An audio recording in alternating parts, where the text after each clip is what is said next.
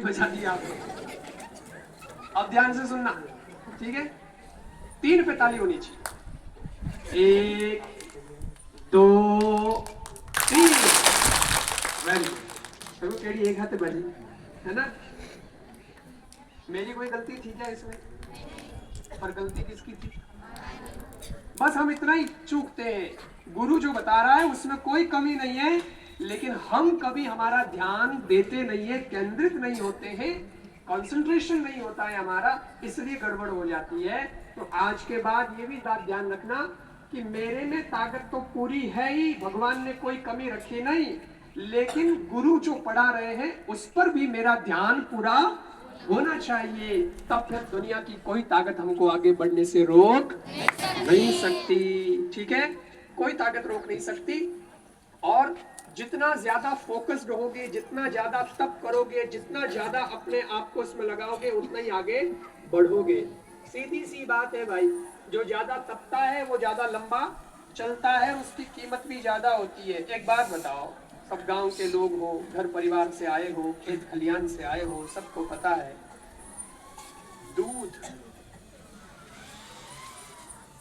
ज्यादा टिकता है या दही ज्यादा टिकता है?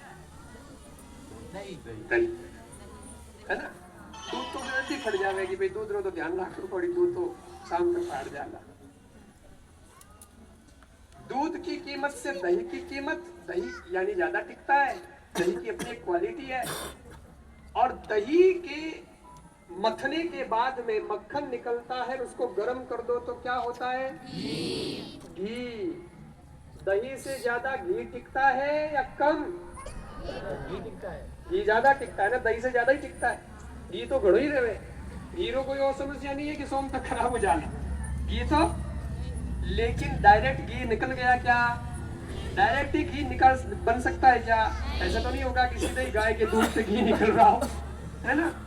दूध जल्दी निकल जाता है सीधे ही धोने से, लेकिन जमाओगे तो दही बनेगा। तो दूध से ज्यादा कीमत दही की आई, क्योंकि क्वालिटी आ गई, उसको पूरी रात लग जाती है जमने में।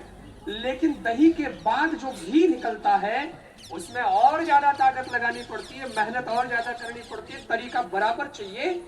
और वो अगर आपने बराबर उसको बनाया है तो उसके बाद में और लंबा वो टिकता है, कई वर्षों तक टिक जाता है। ऐसे ही एकदम से कोई चीज हासिल होगी तो वो ज्यादा नहीं टिकेगी, लेकिन धैर्य अपने मन में रखोगे और धीरज के साथ ट्रैक पे चलते रहोगे, एक दिन जमकर घी बन जाओगे, वर्षों तक चलेगा, लंबा चलेगा, लंबी रेस के घोड़े बनेंगे। तो बस इस प्रकार धैर्य भी रखना और अपने जीवन की संगति अच्छी रखना, अपनी कंपनी, अपने दोस्त अच्छे रखना। दोस्त जब अच्छे होते हैं